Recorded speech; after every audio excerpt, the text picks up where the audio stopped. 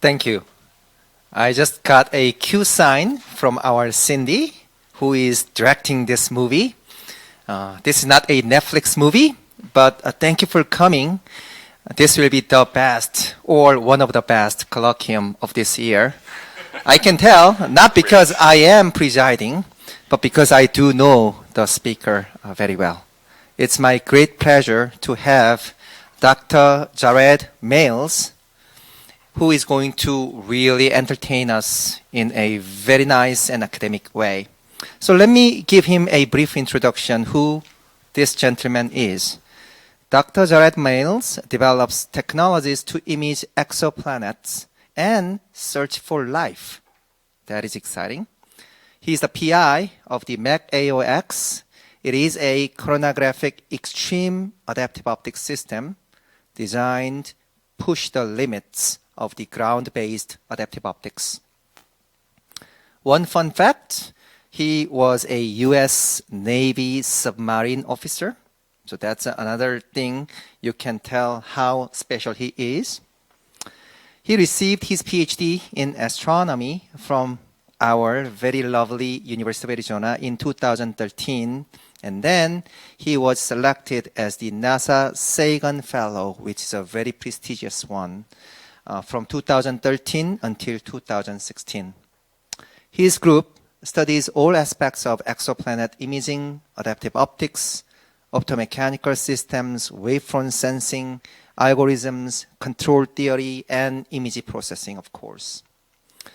Also, I did my homework because I know Jared has been very academically productive and outstanding. I know him in person, but no one trusts me, so I did my objective research.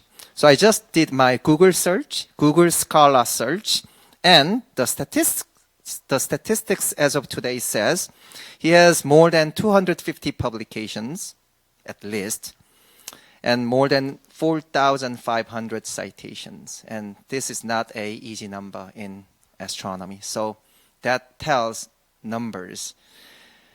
So without further ado, let's welcome our colloquium speaker today together. Thank you. Thank you very much, Daewoo. That was very kind. Since he brought it up and mentioned that I was a submarine officer, this is actually the second submarine officer in a row you've had give your colloquium, because Joseph, who gave the talk last week, served on the USS Hammerhead, and I was on the USS Pasadena. And we smelled each other out immediately when he was visiting. So that's probably never happened before, and probably will never happen again. Thanks for having me. I'm going to tell you about some of our recent work on understanding the limits of high contrast imaging, particularly from ground-based telescopes, and also an update on our instrumentation, specifically the MagAO-X project and its follow-on, the GMagAO-X project. We have a pretty large team that's doing most of this hard work, and I really want to acknowledge Laird, who I've been working with since I came to grad school in 2008, along with Olivier and Sebastian and Victor, who's our project manager. This is sort of the MagAO-X brain trust. But it's actually the students that do most of the work, and since we're here, I wanted to highlight all the ones that come from the College of Optical Sciences. So even though we're over in Stewart, we're taking a lot of your students up there and keeping them busy, some of whom are in the room right now. I hope you guys come to colloquium when it's not your advisor. Including some alumni. So Kelsey and Lauren, who are now at AFRL, have both contributed greatly to this project. So I'm going to give some astrophysics context here. So I'm going to start out by setting the problem here that what we're after is imaging planet-like exoplanets. And I'll tell you what I mean by that. So what I'm plotting here is a histogram of the cumulative number of planets known by humans versus time. So starting way over here, the ancient people knew about the 5 naked-eye planets. There's actually some evidence that Uranus had been observed. It actually might be a naked-eye objects from sites, but let's call it 5. So then moving forward, we get to Copernicus. And now humans start to realize we live on a planet. So now we know about 6 planets. And then Galileo comes along, and this is the first time we actually use a telescope to observe the night sky and start to learn things. No new planets were discovered. though he also appears to have observed Uranus, according to Wikipedia. And then Uranus is finally discovered. A bunch of interesting stuff there.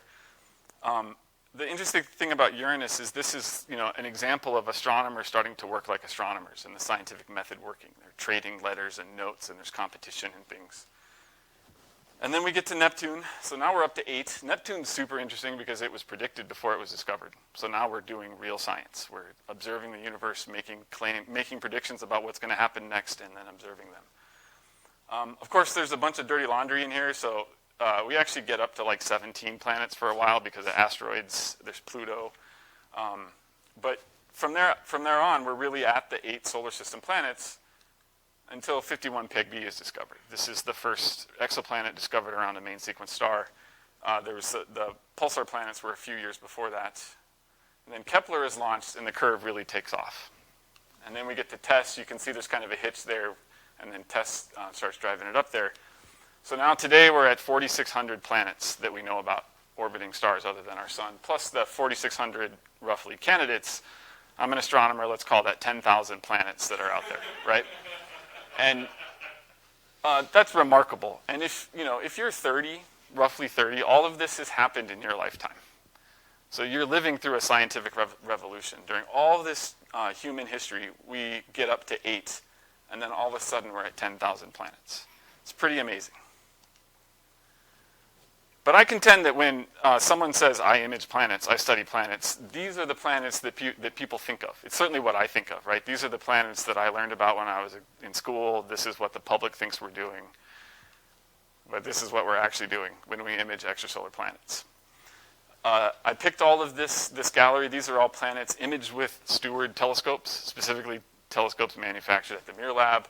I happen to have made that image and helped make that one. This is at the LBT. This was also at Magellan. These are all at Magellan.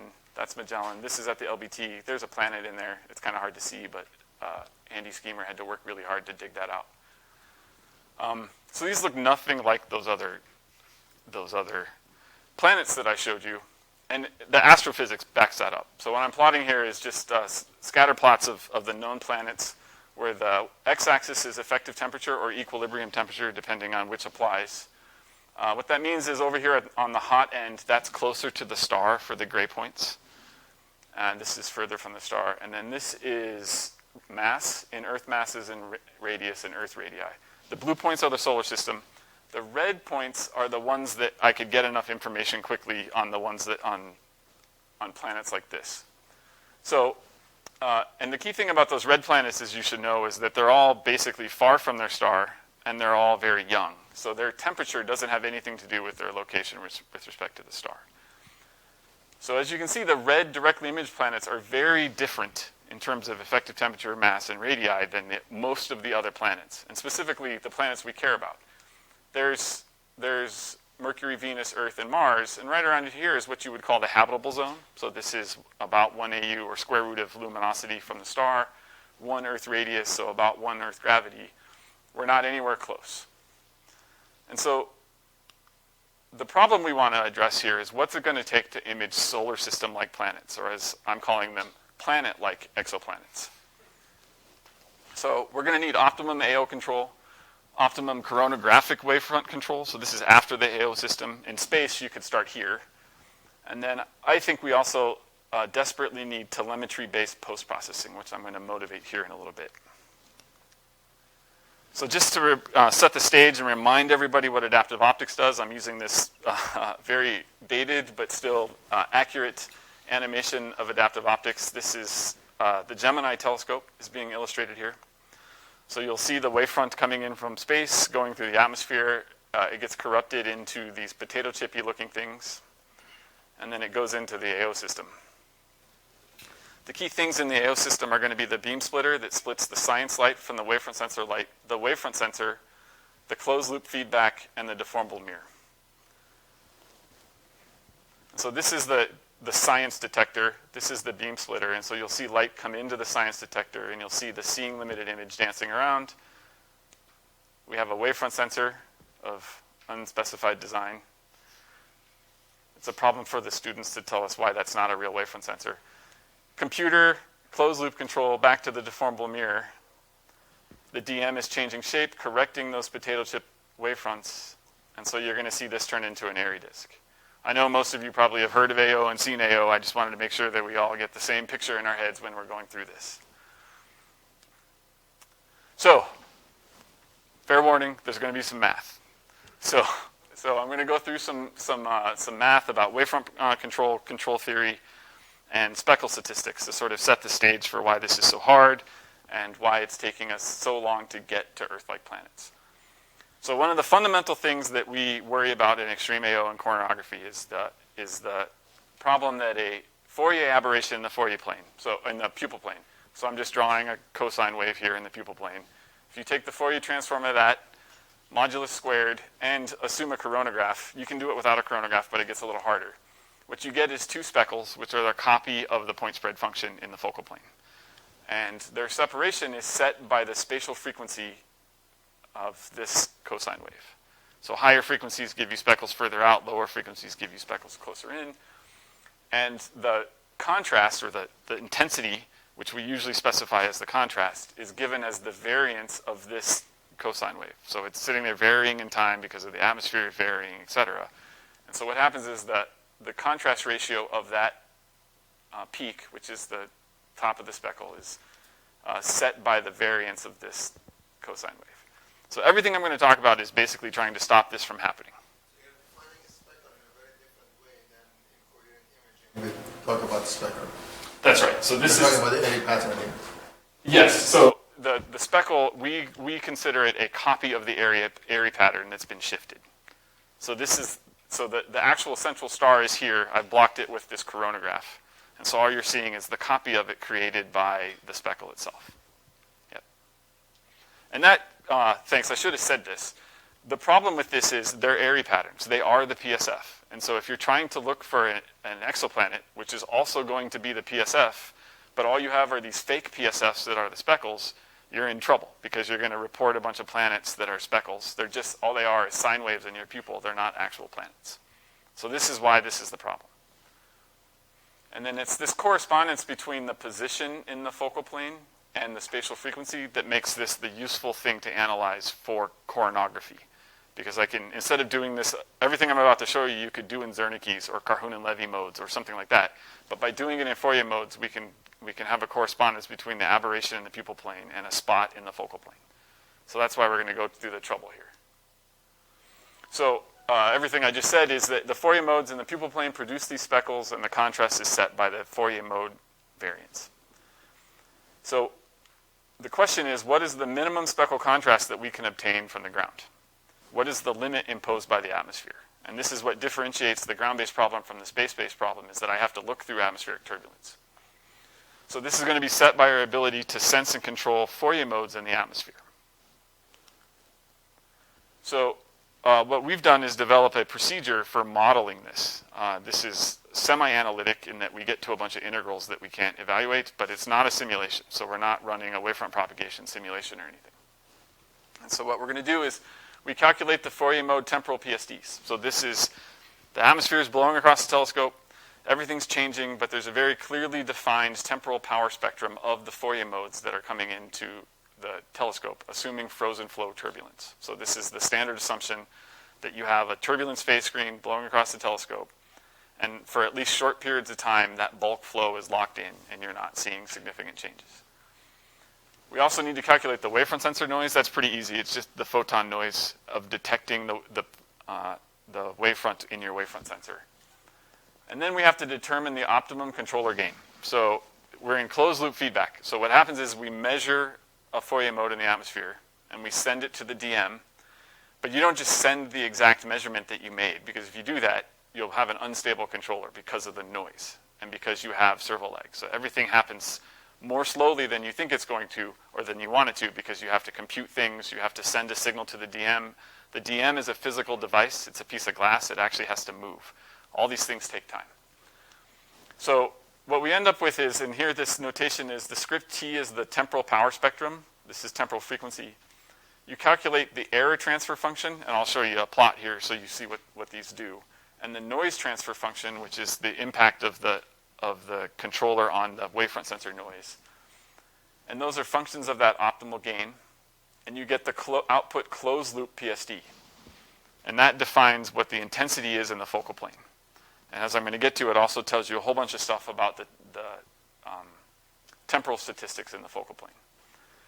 And then if you just integrate this closed loop quantity, you get the variance of that process that's producing that speckle. That is the contrast. And so what I've just described with my hand wavy motions is this model of an AO controller. So you have the input power spectrum coming in, and the light follows the same path. So I'm sort of describing this in terms of control signals and information, but this is light traveling the same path. Goes, bounces off the DM, goes to the wavefront sensor. This math is the Laplace transform of the effect of those devices on the input wavefront. The noise gets added to the measurement of the wavefront sensor, and then it goes through the controller. And so the controller is just a linear combination of previous measurements, and I'll talk about that more in a second. And then you have this inevitable delay. So there's nothing you can do about it. We usually run with something like a millisecond of delay, and that's adding up things like reading out the camera, doing a matrix multiplication to calculate the wavefront, sending that signal to the DM, etc. And then it goes back in a loop. And so this loop is running. You have fresh information or light coming in this way. And here's the beam splitter sending light off to the coronagraph. And this control loop creates this error transfer function, the noise transfer function, and both of those add up to give you the residual power spectrum. You integrate that in the coronagraph, and you get the contrast. So this is how we're modeling this. Again, this is all, we're doing all the control theory math, not doing simulations here when we do this. So you have blocked the sun at this point, and you're looking at the We have blocked the star, yeah. star. Yeah, yeah. And so, how about on this scattered light that comes from the sun? Is that part of the noise model, or is the noise model somewhere else? So the light scattered from the star is the speckles. So that's what's in this residual Fourier mode, because this applies, there's one of these at each lambda over d pixel in the focal plane. So that's the scattered speckle from the starlight. So that includes the light scattered from the exoplanet and all the junk that's around the star. No, so the complete signal to noise problem, you have to include things like the background noise, the actual science camera read noise, all that stuff. That's not in this. This is purely just the wavefront control problem. And the only noise for that is that this is the detector noise for the wavefront sensor detector is included in the wavefront sensor noise PSD. Yeah. So this is just a little more information about the input temporal power spectra. So this is temporal frequency. This is variance in radians squared per hertz. And this is the Fourier mode coefficient, or coordinate. So this is the 1 over d Fourier mode. So this is the lowest spatial frequency that the aperture can sense. This would give you a speckle at 1 lambda over d. And in a frozen flow turbulence model, and this is for a model of Las Campanas turbulence, this is the power spectrum of that. At higher spatial frequencies, so at m equals 3, n equals 3, so this is square root of 2 times 3 lambda over d is where this speckle would land in the focal plane. You start to get some features. This is because as the wind is blowing across the telescope, that wind speed sets up what is essentially a harmonic oscillator in the signal of the Fourier mode. And so you see these spikes in the power spectrum, and that's just because that fixed flow is blowing across the telescope, essentially vibrating in the power spectrum. As you move out, those peaks get sharper. This is actually a 7-layer model, so it's starting to resolve into individual layers. Each layer has a different wind velocity, so they have different signals in the power spectrum. The controller is an interesting problem, and it's actually one of the things that we're spending a lot of time worrying about. So it's this H tilde is the command I want to send to the DM. So this is what I'm about to send. This series here is the previous command. So this J goes from, so you would have I minus 1, I minus 2, I minus 3. Delta H is what I'm using to denote the wavefront sensor measurement. So this is the time history of measurements that I've made of the Fourier mode power in the atmosphere. Is that similar to like the I component in the PID loop? You're integrating over previous values. Yes. So this is one way to look at it. This confuses me, but it's subtly different than the I in a PID loop, but we call this the integrator controller. So it's not identical to PID, and we never do P or D. We always just do the integrator. But we should talk more about that later if you're a PID guy, because there's a bunch of subtleties in there. What we usually do is we just go with the last time step. So this just becomes the previous DM command with A is 1, G times the current wavefront sensor measurement. We call that the simple integrator. It's what basically all of those exoplanets I showed you, those were imaged with the simple integrator. So what we're studying right now is predictive control, which is this actually, we use all of these terms. We go out to 25 terms and actually calculate the best linear filter in the least square sense to actually predict forward in time what the measurement should be. And this is how we overcome that servo lag problem, is that we try to understand what the atmosphere is about to do and apply that command so that we can actually correct it. So this is giving you some examples of the output of the model, and this is actually compared to a simulation. So there are two lines here. The solid line in each case is the simulation. So using that as sort of the touchstone to make sure the model's right, and the dashed lines are this calculation. So over here, this is for, I called it a minus infinity magnitude star. That's, of course, impossible. That's the brightest possible star you could never imagine. The point here is this is just capturing the dynamics. So this is throwing away photon noise, just so that we can make sure that we're getting the underlying control dynamics correct. And you can see that input temporal PSD. This is just a specific Fourier mode. You see the spikes from the layers. And then in blue is the simple integrator, and in red is the linear predictor, the predictive controller, which we use a technique called linear prediction in this model. And so that's the residual power spectrum. So the point here is the controller takes all of this power at low temporal frequencies and suppresses it so that you have much less power. So that's how an extreme AO system reduces the contrast. As I'm going to show you, it also reduces the correlation time in the focal plane. Down here is the error transfer function that I was talking about. So this is just a number between, it's just a ratio. It can be greater than 1. But what this does is this is the ratio of one of these curves to one of these curves. And that's what the AO system does, is it produces this error transfer function that defines how much of the input gets through to the output. And so the deeper it goes, the better you are, with one exception, that what the predictive controller does is it carves out this notch, which is what it's doing is trying to react to that oscillator in the atmosphere, those peaks. So the predictive controller is actually notching out the control at that point and suppressing that extra power in those frequencies. And then over here is for an 8th magnitude star. And the key thing there is that you hit a noise floor. So at high temporal frequencies, the photon noise in the wavefront sensor is setting the limit. So you don't get this continuous roll-off over here, and you get this flat line. Yeah, so we're using the astronomical magnitude scale, where higher numbers are fainter, right? And so an 8th magnitude star for reference is like Proxima Centauri in I-band. So it's fainter than you can see with your eye. In AO, we consider that a pretty easy target.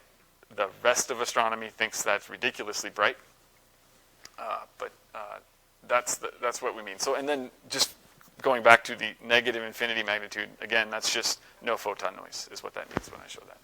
What would be zero? Sirius, Alpha Cen, any star you can name is probably 3rd magnitude or brighter. If you go out and look at Sirius, that's actually a -1. So those are the super bright ones that you can see at sunset. It's either a planet or like a 0 magnitude star. It's sort of the way to think about it. So in 2D, so everything I was just showing you is in 1D. In 2D, these are the results. So the top row of each of these grids is the integrator, and the bottom row is the predictor. It's annoying, but it was the only way to show the details is the color maps actually change. So we actually dropped the color map here so that you can see this detail better. On the left is the calculation, so this is the result of this control theory model, and on the right is the simulation. The contrast here is less important than what I want you to take away from this is that these are basically identical. So this semi-analytic model that we can run fast, that we can tweak parameters on, is being pretty well matched by this end-to-end simulation, which is sort of what everyone has done to date. Bunch of interesting features. So the predictive controller ends up still having this feature associated with the mean wind direction. You'll hear us call this the wind butterfly. So this is the direction of the wind, and it's the direction that the AO controller has trouble keeping up with because the speckles are changing faster along that plane. You still get that in the predictive controller. It's something like a factor over here in with the no photon noise case. It's actually 1,000 times fainter along this axis, and over here it's even more significantly fainter. It's basically 10 to the minus 6 along the.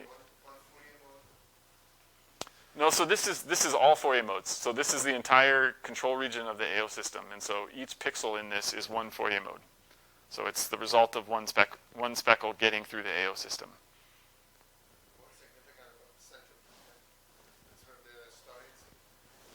So that's actually, so that is where the star is. It's immediately behind the coronagraph, and it corresponds, because that's the 0, frequency space, that's the piston mode.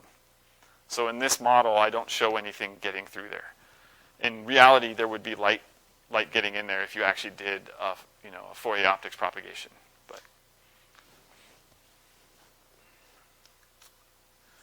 So this is just 1D radio profiles or lineouts from those contrast maps. And I'm showing along the wind. So remember, there was the bright wind butterfly and then the dark region going across it. So along that wind butterfly, the solid lines are the predictive controller, and the dashed lines are the simple integrator. And so this is why we're so excited about this. Is that if on a bright star like Sirius, this here is a 0 magnitude star, you get this factor of 1,000 gain between the black dashed line and the black solid line. That's a factor of 1,000 in contrast. If you're trying to image an exoplanet at such a small separation, that factor of 1,000 is a really big deal. And that holds even when you get to a 5th magnitude star and an 8th magnitude star. And the 8th magnitude star, you'll hear me keep coming back to that. That's because that's Proxima Centauri, which I consider the most important star in the sky right now. And across the wind, it's even better. So you get this, you still get this factor of 1,000, but the overall contrast is deeper. We're now down to a few times 10 to the minus 7.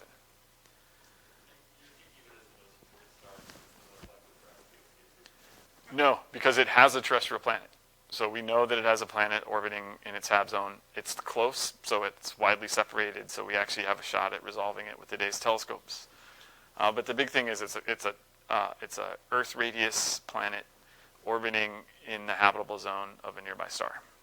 So it's what we want to do. We want to apply all of this stuff to is that star. 4.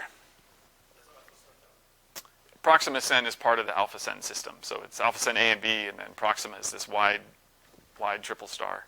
So we just say 4 light years. Yeah. 1.34 parsecs. So the caveat to all this is these are results that are for raw contrast. So this is just if you took a long exposure, added up all the photons you collected in the focal plane, and then divided that intensity at each spot in the focal plane by the peak of the star, this is what you'd get. Which is interesting. It tells you a lot, but it doesn't actually answer the question of what is the noise in the focal plane that's preventing you from detecting a planet. Has no dynamic information in it. So if you're trying to integrate, it doesn't tell you anything about what's happening. So we need a noise model to fix this. It's going to be more math. So if we only had uncorrelated photons, we would be subject to what is just plain old photon noise. It's just Poisson statistics. And so I'm just introducing some notation here. So the variance of that speckle halo. So this is the light landing behind the coronagraph, away from the star, where we want to detect a planet. But this is light from the star itself. You get this speckle halo. This is the photon rate. So this is just, you look up the star magnitude and calculate your throughput and all that stuff. And then you get so many photons per second. Exposure time. And this script I, I'm going to use that over and over and over again as the contrast. So that's that raw contrast that we just calculated with that model before. So this might be 10 to the 10 on a 0 magnitude star. This might be a second, and this might be 10 to the minus 5, which would mean that you would get something like 10 to the 5 photons. So that would tell you what your variance is under Poisson statistics. And you would get your signal to noise for a planet of contrast C, and that would just be taking that and doing C, F, sorry, I switched notations there. F and I are supposed to be the same. C, I, delta T over the square root of the contrast. This is just Poisson noise. And if this was what set the noise in our focal plane, we would already have imaged Proxima B. Everything would be easy because it would just be a matter of integrating longer. And we would be done. But the problem is this pure photon noise model assumes that there are no correlations in the focal plane. It assumes that every image you take, no matter how short the exposure is, it's completely uncorrelated with the previous one. And that's not actually true. Photons are distributed in these speckles, and they're caused by the aberrations. I'm concentrating here on turbulence, but the same thing applies in a space-based telescope, and it really applies in any optical system, that the aberrations in the optics. And I'm not just talking, I'm saying aberrations here. I think most of you probably think Zernicke's when I say that, but I'm talking about all the noise, all the junk on your surfaces, all the polishing errors, high spatial frequencies, all of that. Those all create speckles. And the thing is, that doesn't have anything to do with delta T. It purely has to do with what is going on in your optical system that's producing those speckles. And so the result is that speckle noise is temporally correlated. This is what you actually have to understand to get the variance in the focal plane with speckles. I'm not going to make anyone memorize this, this was introduced by Remy Sumer in 2007, and we use it in the paper we just published. It's not too complicated. It breaks down into photon noise, which is the sum of 3 terms, which is the coronagraph residual. And I'm kind of blowing through coronagraphs here and just assuming they're perfect, but they're not perfect. There's the atmospheric speckle, which is what I'm really concentrating on, and the quasi-static speckle. And so that's, the atmosphere is this fast-changing stuff from the turbulence, and the quasi-static is things from the OAPs in your system. And the fact that your system might be changing because the temperature is changing, or gravity is changing because the telescope's pointing, and all those things. And then there's these lifetimes. So there's tau AS, which is the atmospheric speckle lifetime, and tau QS, which is the quasi-static speckle lifetime. And so you get these sort of 3 components, where you have the photon noise, which you always must deal with, the atmospheric speckles, and the quasi-static speckles. The super nasty thing about the speckles is that they're all tangled up. So, each one of these different sources of wavefront error is interfering with each other during the propagation, and you get these, what we call this pinning. So the speckles pin on each other. So I'm going to make an assertion here that we're making really good progress on dealing with the quasi-static speckles. There's a number of interesting avenues, approaches to dealing with this, but they're all getting really good. I think we're very close to having solved this problem. Yeah?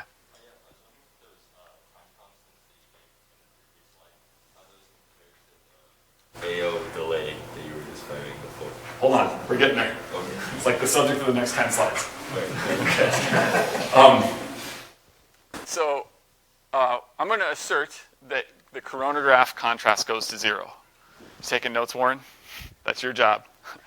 Warren's designing coronagraphs for us right now. This includes not just the optical design and alignment. This also includes wavefront control. We have DMs so we can fix problems in the coronagraph. We're also getting really good at real-time control of instrumental aberrations, making lots of progress in this. And this is things like low-order wavefront sensors using the focal plane itself as a wavefront sensor. So we can set the quasi-static speckle terms to 0. And so if we get there, we're going to be limited by our control of the atmosphere. So we can just draw red lines through all of those terms in the equation, and we get down to this slightly simpler form of just the atmospheric speckles, which on the ground we can't get rid of. So plugging that into that signal-to-noise equation, it now looks like this.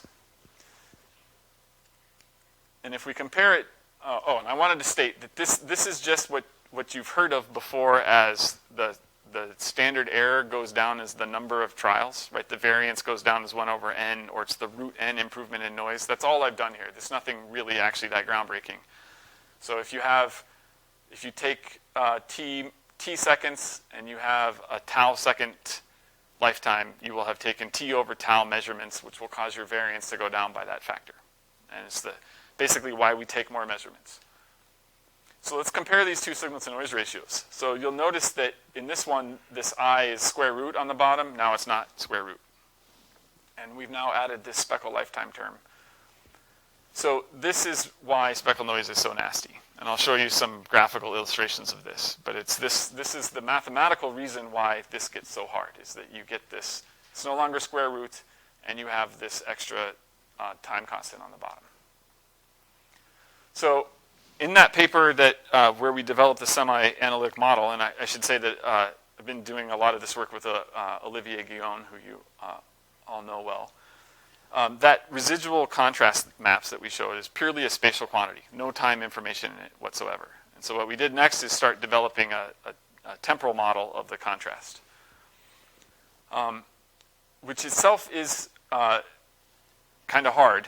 But the interesting thing is if you can get to the temporal power spectrum, that is itself a long exposure quantity. So we don't actually have to know what's going on in each image in our sequence. We just have this long exposure average quantity, the power spectrum. But we came across this problem, and maybe someone will know how to solve this. So we have the power spectrum of the Fourier mode coefficients, which I've been calling H, right? So that's how big the Fourier mode is in the pupil, and I have that power spectrum. But I need actually the power spectrum of H squared, right? Because it's the variance in the focal plane that sets the speckle amplitude. At first, you might think that that's just simply the Fourier correlation theorem or something, but it's not. This is just an element-wise product of this H with itself. And I haven't been able to figure out how to go from, if you have the Fourier transform of H, what's the Fourier transform of H squared? And that's essentially the problem you have to solve. And I don't think it's solvable. I couldn't solve it, but maybe someone here, you guys are probably better at Fourier transform than I am. But we're not afraid to use random number generators, so we developed this Monte Carlo procedure. So we...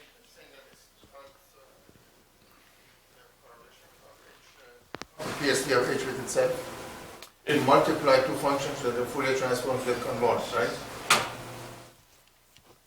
H squared is H times H. Its Fourier transform is a convolution with itself. Yeah, this doesn't work.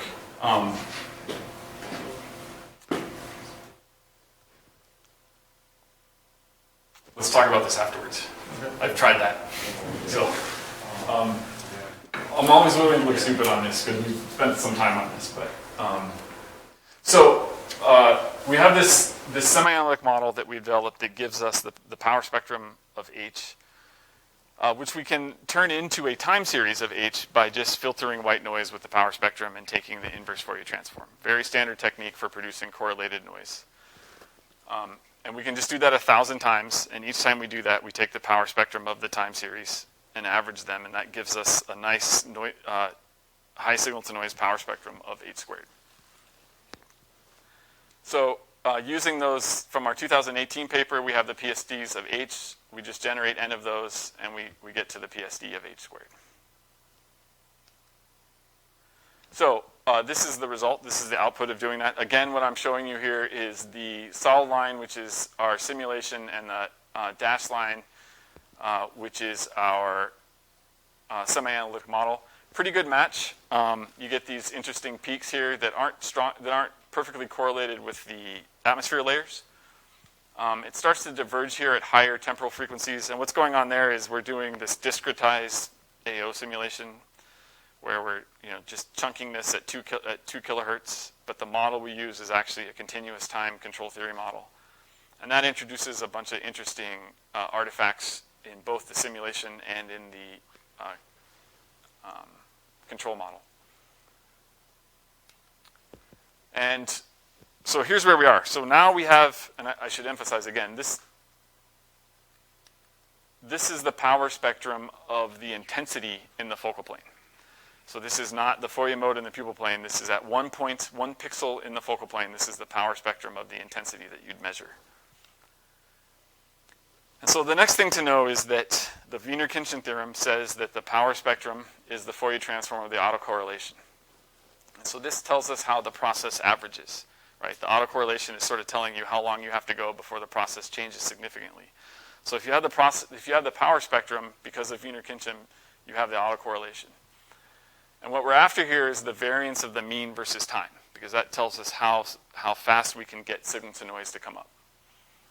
So what I'm going to do is I'm going to use the Knoll 1976 paper, which is where Knoll derived the statistics of the Zernike polynomials and Kolmogorov turbulence. I recommend everyone sleep with that under their pillow for as long as it takes before you understand that paper. It's super profound stuff.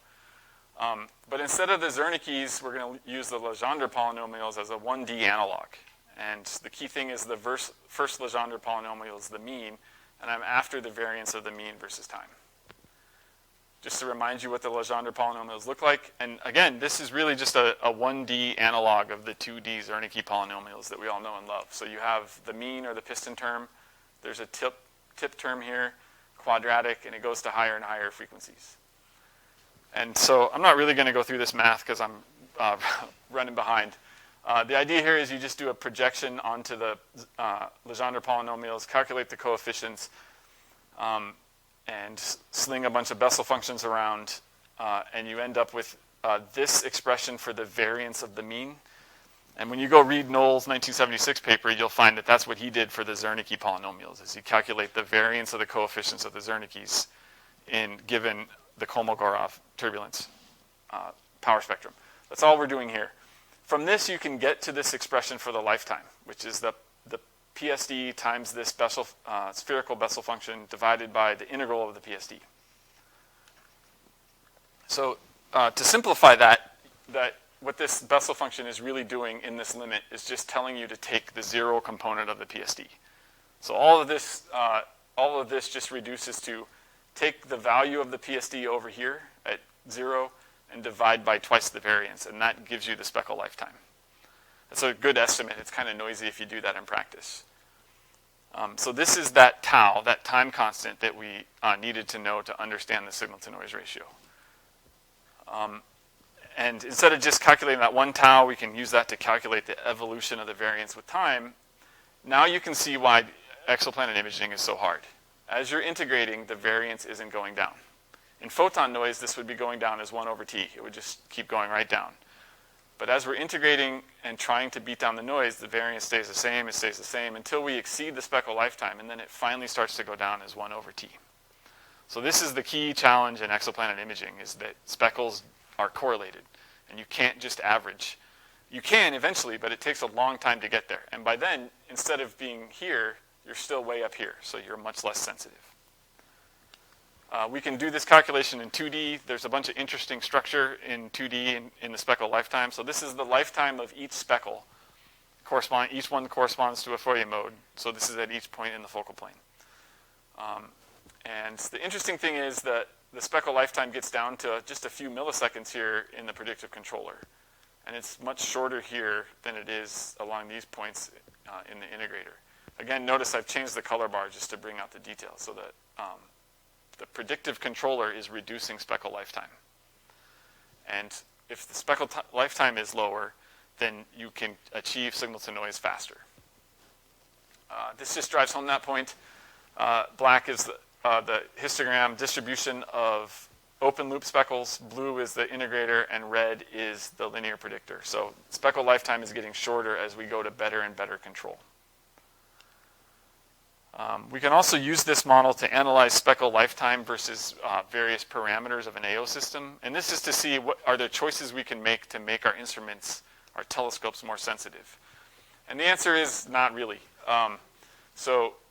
This is wind speed, diameter, the crossing time, which is diameter over wind speed. This is the amount of time it would take one speckle, one aberration to blow, one Fourier mode to blow across the pupil, producing a speckle, and also just seeing strength.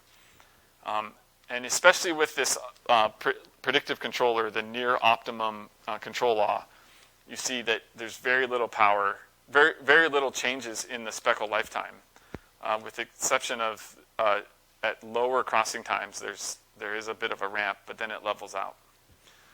So Speckle Lifetime is kind of a fixed thing, especially with the predictive controller. The answer is something like 20 milliseconds in a predictive controller is how long speckles, that statistical correlation time in the atmosphere is going to be. And so this is what we think we're dealing with, is that we're always going to have this 20 millisecond. Unless we do something clever. So we don't actually have to live with this, because in an AO system, we have wavefront sensors everywhere. And what those wavefront sensors are doing is they're measuring these speckles, even the ones we can't control. So, there are speckles that are happening that are just below our noise floor. There are speckles that are happening too fast that we can't change them. And there's always a residual that we can't keep up with because of the finite delay in our AO system. But we're sensing them. We're recording them in our wavefront sensor. And so if we can take those measurements and reconstruct the focal plane intensity from wavefront sensor telemetry, we can improve this. And so this is what I'm showing here is a filter transfer function. And what this is assuming is those Legendre polynomials, I'm fitting the first n.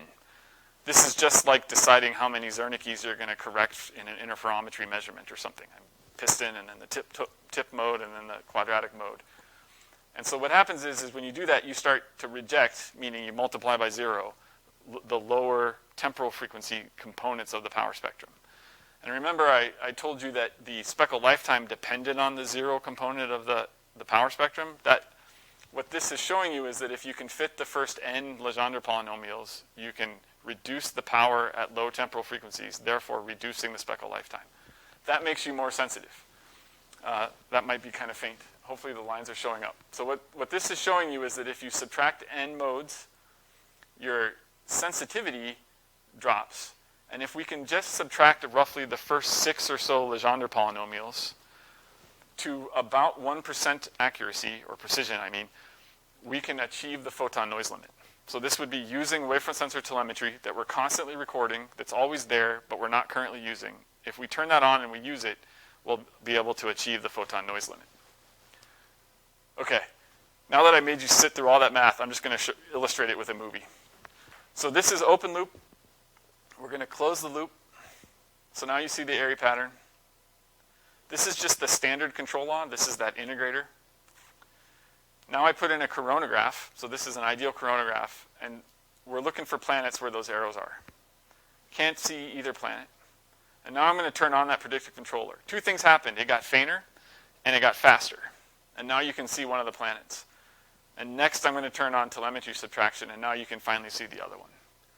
So it's those 3 things working together, the perfect coronagraph, or nearly perfect coronagraph, predictive control, and the telemetry PSS subtraction gives us this huge gain in sensitivity when we're trying to image exoplanets. Okay, I can do this. I've got 12 minutes to show you all of our instrumentation stuff. Okay, you saw all that. So now, we have to put all this into practice. So now we have to actually take all this stuff from our lab, from our computers, from our pencil and paper, and go to the telescope and actually implement this. And so right now we're doing all of our work over here at the Clay telescope, and we hope to do this at the GMT in something like 10 years. So this is the Clay telescope. This is, and the BADA, these together make the Magellan Observatory. Both of these, the primary mirror is fabricated right here at the Mirror Lab. This is a rendering of the Clay telescope, and this is with our instrument MagAO-X on it. So if you blow that up, this is the actual optics are in this box, and this is our control system. You take the lid off. That's what it would look like if you could actually see the optics, and that's what it looked like when we built it. So compare this picture to that. I think we did pretty good at actually matching our drawings. And this is our team. It's a small portion of the team that was there for this night on First Light. If you count Olivier if you split him 50-50, this is half optics, half Steward Observatory, the crowd on here. So there's Kyle and Maggie and Alex, OpSci grad students, and Joseph is an astronomy grad student. So that works out to 50-50. So we were funded in September 2016, had our PDR in May 17, and got to First Light in December 2019, just 3.5 years after funding. Luckily, we had designed to ship back and forth because we knew we needed to work on this because everything we're doing is really hard and we don't know if it's going to work or not. So we got really lucky. We shipped it home after December 19 and then got trapped by the pandemic. But we had it in the lab, so we've been able to keep working. And we've now lost four runs in a row that were scheduled and we weren't able to go. And we're hoping to go in April. This is what the instrument looks like. As you all know, if I showed you a picture of it, it would be really confusing and you couldn't see anything, which is why I'm showing you the rendering. We have 3 deformable mirrors. There's our woofer, our tweeter, which is a 2000 actuator DM, and we also have another DM in the coronagraph. We have a pyramid wavefront sensor and an entire science arm that is where the coronagraph optics are and where we take our science images with 2 EMCCDs. This is MagAO-X working on sky at first light. So we're showing you loop on, loop off here, so you can see when the loop's off, you see the star blow up, and now it's on. You can see the area ring around our companion. And I don't have time to go into the details, but what you're seeing here is underlying this is Olivier Guillon's real-time control software that's driving the loop. These are the results of our first light run. Most of our time was spent just tuning the loop, aligning the system, making sure it worked.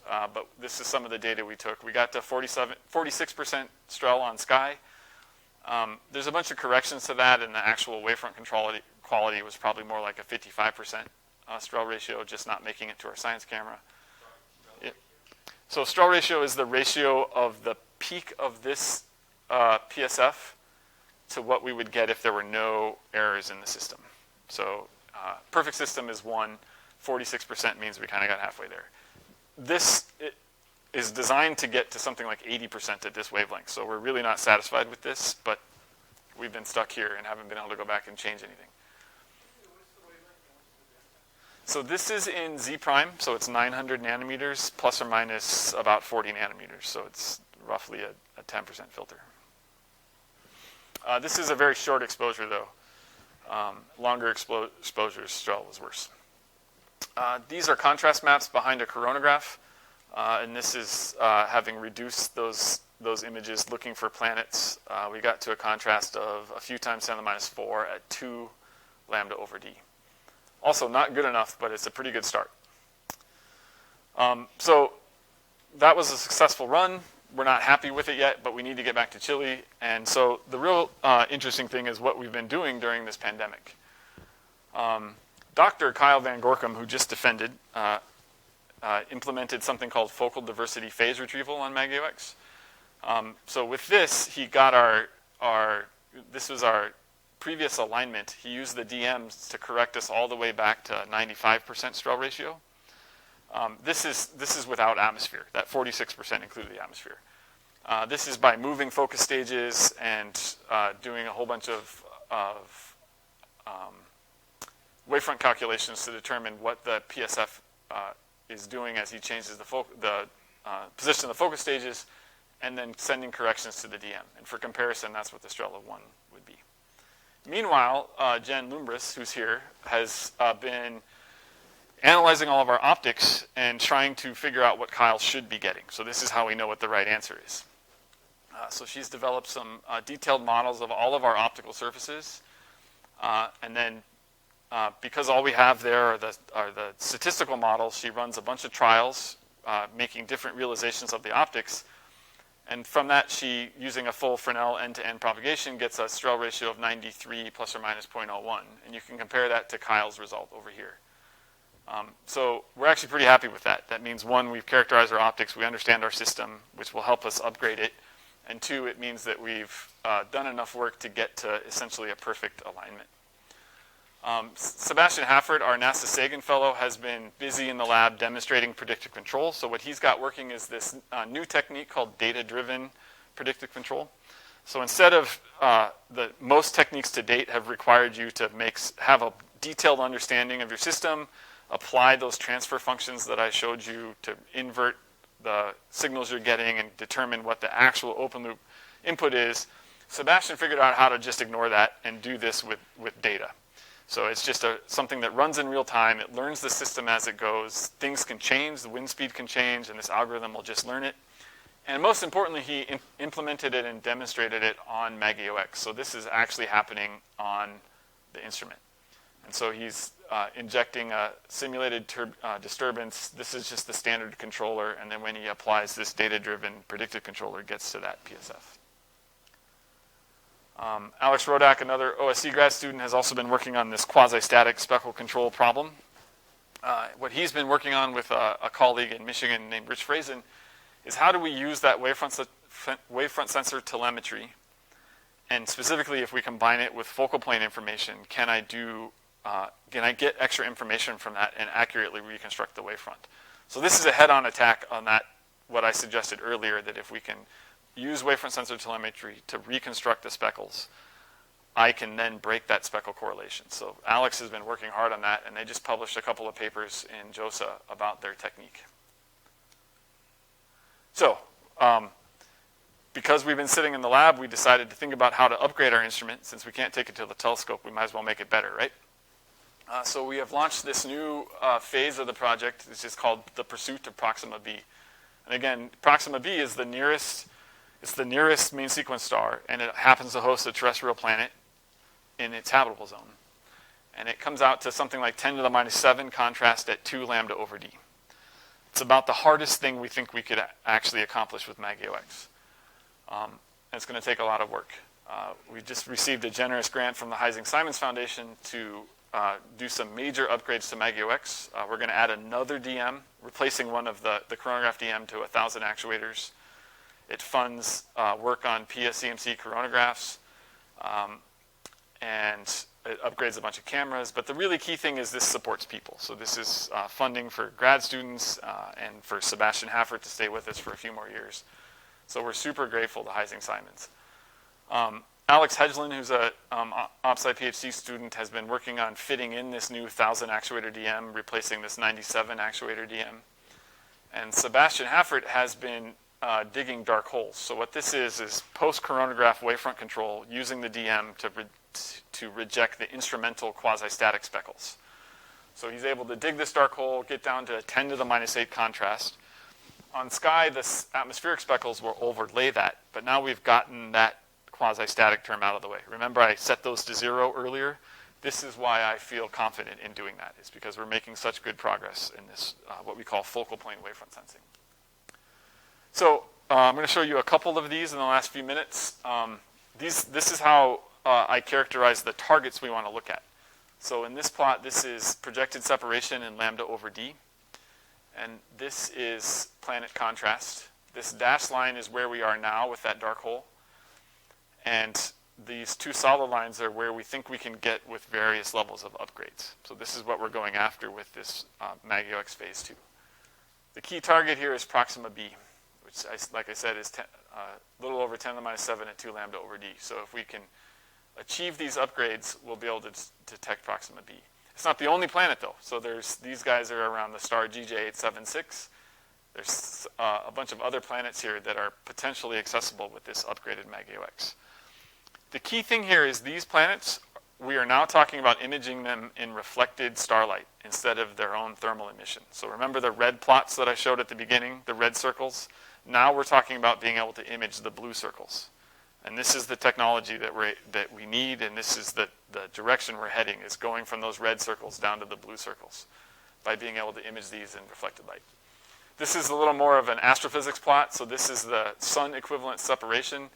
This is equivalent, this is temperature. You can think of this as temperature. So this is close to the star. 1 is where Earth is, 1 AU. And so this is, these dashed lines actually correspond to the planets, to our planets, Mercury, Venus, Earth, Mars, and Jupiter. So there's Proxima B. So if we can do this, we're now starting to image an extrasolar planet in the habitable zone around a nearby main sequence star. And ultimately where we're taking all of this is for the Giant Magellan Telescope. And as you hopefully saw today, the GMT was ranked the #1 ground-based recommendation by the Astro 2020 Decadal Survey. This is a huge deal. This means that the NSF should now start thinking about funding the GMT, and the TMT was also included in this. I'm sure you all know this, but you can go touch these. Well, you shouldn't touch them, but you can go look at these mirrors in the mirror lab right now being built here. And so what we want to do is build an instrument to go to the GMT. And this is basically taking MagAO-X and all of the concepts and lessons learned that we're developing on MagAO-X and applying it there. We've been through a conceptual design. We just finished it about a month ago. That's what the instrument's going to look like. Future grad students standing there for scale. And our goal here is to image exoplanets at or shortly after first light of the GMT. A key problem is that there's no gravity invariant platform on the GMT. And so you'll notice that this circle stays upright while the rest of the instrument tips. So we actually have a rotator in there. The reason is we want to be floating on air. So the table's air isolated from the vibrating telescope. So this is how we do it, is we're going to counter-rotate as the telescope points at stars. Laird Close has done the optical design. This is just kind of showing that it fits. It's a Woofer-Tweeter control system. One of the key challenges is the GMT is so much bigger than MagAO-X. And on MagAO-X, we have 2,000 actuators. We need 21,000 actuators on the GMT. Nobody makes DMs that big. So what we've been working on is essentially creating our own DM out of 7 segments to match the 7 segments of the GMT. So Alex Hedgelin has done this optomechanical design where there's a pyramid that splits the light off, bounces it off the DM, and then double passes it back out of the system. And Maggie Kautz is another offsite grad student who has been doing the design of that pyramid. Led by Professor Laird Close, we have this funding from the NSF and the GMT to do a demo of this and demonstrate GMT phasing. This is just another view of Alex's design. And a bunch of people have been helping with this, this specific part of the project, but also the overall GMagAO-X. So this is what happens to that planet population when we go from the 6.5 meter to the 25 meter. Now we're talking about imaging hundreds of planets in reflected light for the first time. So this is all those gray circles. There was the red circle. I should have just shown the plot again. There's the red circles, all the gray circles, and the blue circles. This is now moving down to the gray circles close to the blue circles. I just want to emphasize this again. This is from the decadal review presentation this morning. This basically is just saying that everything we're doing at the U of A and the College of Optical Sciences and Stewart Observatory and our instrumentation program is right on target. This is what astronomers want us to be doing. This was a huge validation of the things that we're doing here. And I wanted to end just a few minutes over by thanking a bunch of people. We're funded by the NSF. We just received funding from the Heising-Simons. I wanted to emphasize that the College of Optical Sciences is supporting us in many ways, including with grad students and your funding of grad students. We're very grateful and happy to be working together on this. And also the University of Arizona Space Institute, our new organization here on campus, funded the design of GMagAO-X, which is really awesome. It's a great program. Okay, thank you very much.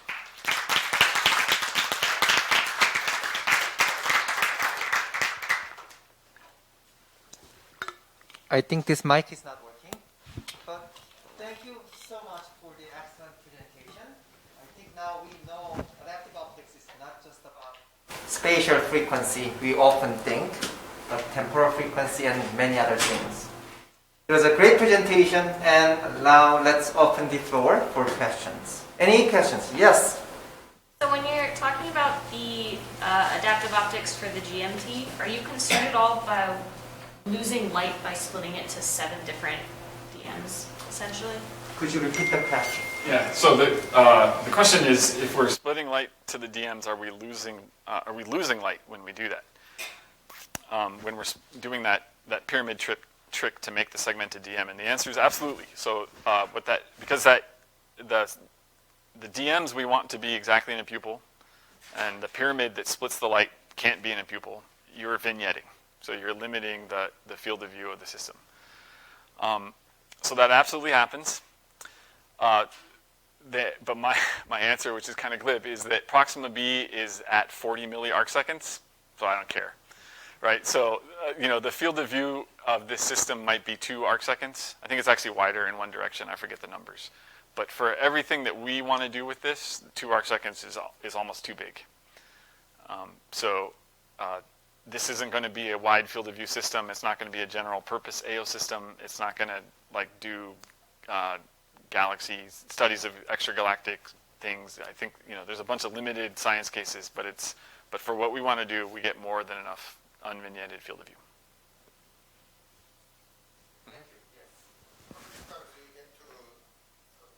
This one planet that you talked about in the beginning. How observations will you have? Will you be able to see it orbit the star? That's a good question. So the question is, how many times will we be able to observe a planet? I think you're asking specifically about Proxima B, but any planet, and we'll be able to see it orbit the star. It depends a little bit on the separation of the planet. So we're going to have an inner working angle with our coronagraph of something like 1 lambda over d. And so a planet that only gets out to 1.5 lambda over d, for instance, we'll only see it when it's out there, and then we'll see it on the other side of the star. So that'll be limited. But something like Proxima B on the GMT will actually get out to 5 or 6 lambda over d. And since it's probably inclined, we'll actually see a lot of the orbit. If our AO system works really well, we might even see a phase curve. So we might see, the planet change in brightness, just like the moon is changing phase.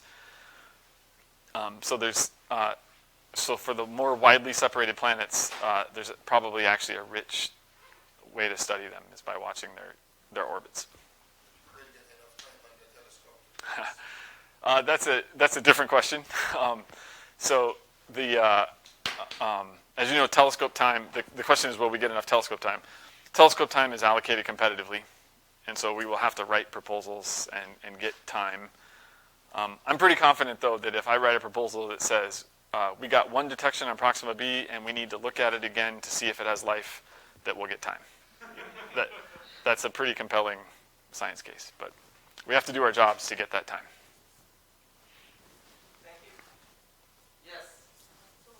But the gravity invariant system, could you elaborate?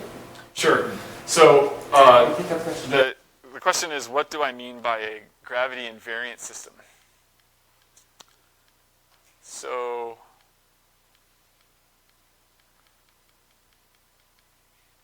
there. So MagAO-X is sitting on this platform next to the telescope, and that platform just stays level, even as the telescope tips over. And so our instrument never tips with it. So it's always level. And we have a floating just a standard floating optical table. It's a little more complicated than that, but that's what we do to isolate from vibrations. The GMT doesn't have a platform like this. It's called a Naismith platform. And so any instrument on the GMT has to be able to tip all the way over by 60 degrees. But if you want to float on air, and you do that, you'll just slide right down, right? So we have to counter-rotate so that we can have our optical table on air bearings. Yep. Another way to say it is gravity's always varying on the GMT. Yep.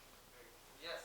Can you talk about, from an astrophysics standpoint, why is 900 nanometers interesting? So the question is, from an astrophysics standpoint, why is 900 nanometers interesting? It's answering specifically for extrasolar planets, it's because there's a methane line right close to 900 nanometers. It's just short word of 900 nanometers. So specifically for this upgraded system, and not necessarily for Proxima B, but for some of the giant planets, like Jupiter has this methane line. Like if you take a spectrum of Jupiter, you'll see a dip right before 900 nanometers, and then it'll come back up. So that's a really effective way to do differential imaging. So that's why we focus on 900 nanometers a lot. Yes. I was wondering if you could explain again why, or sort of the approach that you described for reaching the photon limit. You said that the time constant, or the lifetime of the speckle is related to the 0th order of the PSD. Yep. And then somehow you subtract that away. I was wondering if you could read. Sure. So the question is, how do we do this subtraction of... How do we suppress the 0 component of the PSD so that we're shortening the lifetime? And so we do that by using one way that we could do that is using the wavefront sensor information that we have, which is sensing the Fourier modes. And if we do that over time, we can use each measurement of the Fourier mode to reconstruct what we think the intensity should be in the focal plane. And so we have the actual time series of intensity that we record, right? So we have a science camera recording photons as it goes, and we just write down those numbers. And then we have our wavefront sensor that we use to calculate what we think those could be. And if we subtract those two, we're reducing, so that so if the actual intensity goes up like this, and then down like this, and then up like this, and then down like this, and our reconstruction is pretty close to that, and we subtract it, what we've done is we've subtracted the shape of the speckle in the time series. And so now you don't have this up and down in your intensity time series. You will have closer to a flat line. And then all that will be left on top of that flat line is photon noise, because you still had to detect the photons. And so it's because this is why the speckles live for a long time, is I'm trying to illustrate the intensity, going up and down with time. That, it takes this long for the speckle to grow. Now you've made it go like this really fast, and so the lifetime is shorter. So if you can subtract just a little bit of that shape, you can make a big difference.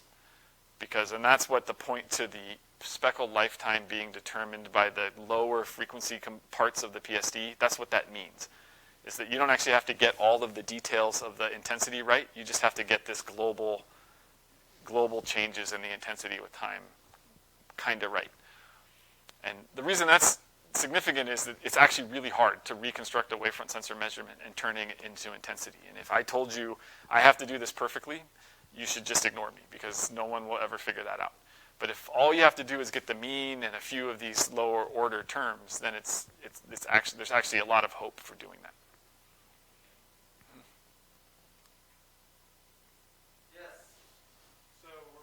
This Proxima Centauri B because we know there's this Earth-like planet there.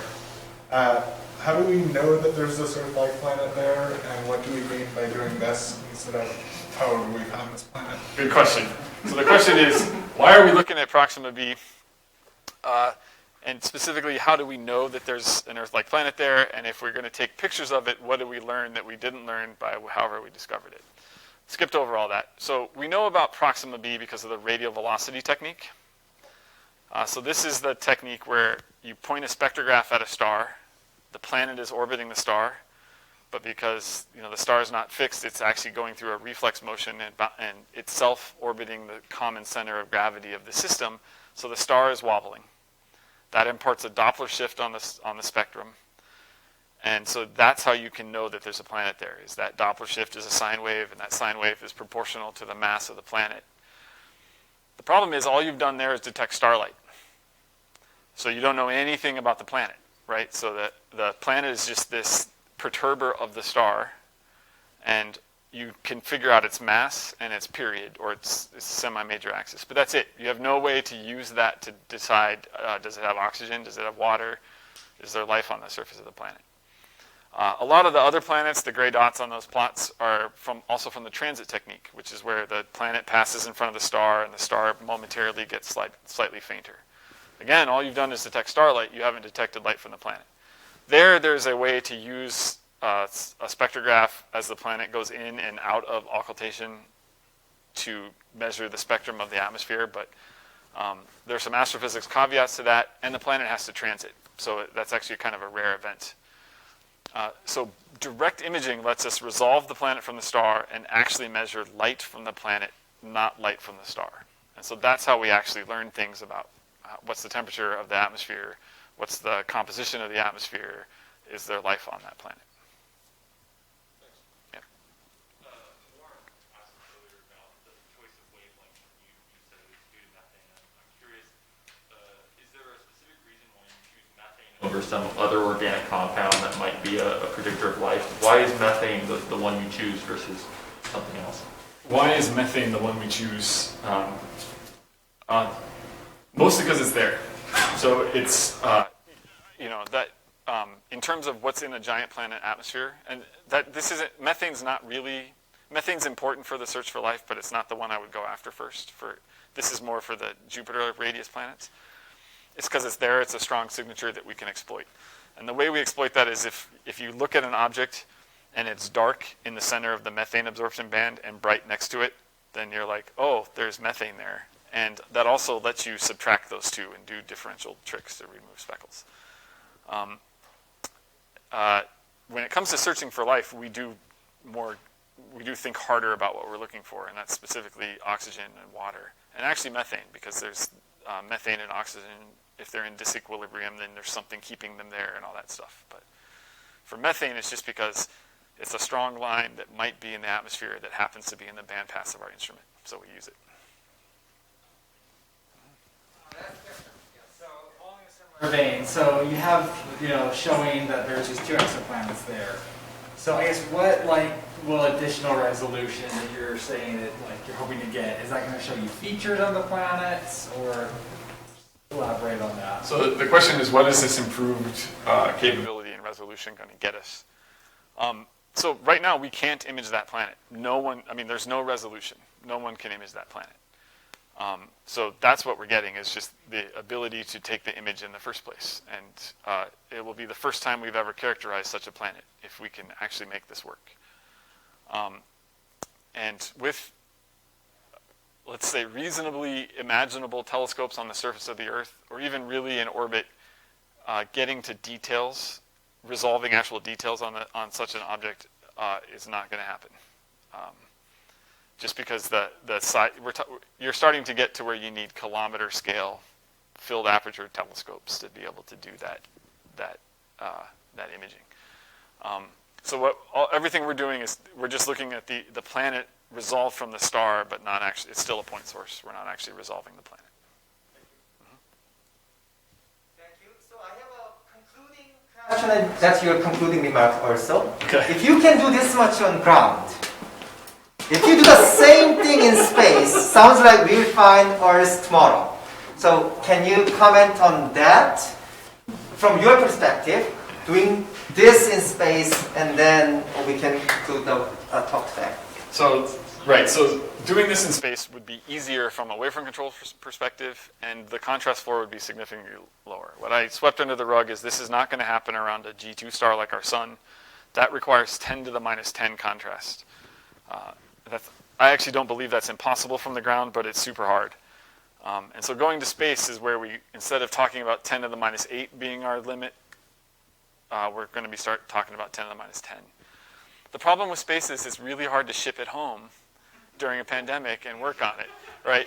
And space is really expensive because of that. And this is, me and the rest of the Extreme Wavefront Control Lab can throw a toolbox in a truck and drive up and fix this. And, it really changes the way you do business. So that space would be better, but space would be so much more expensive to do this research. Well, thank you. It was a great session. I think we all enjoyed it, learned a lot. Thank you so much. Let's thank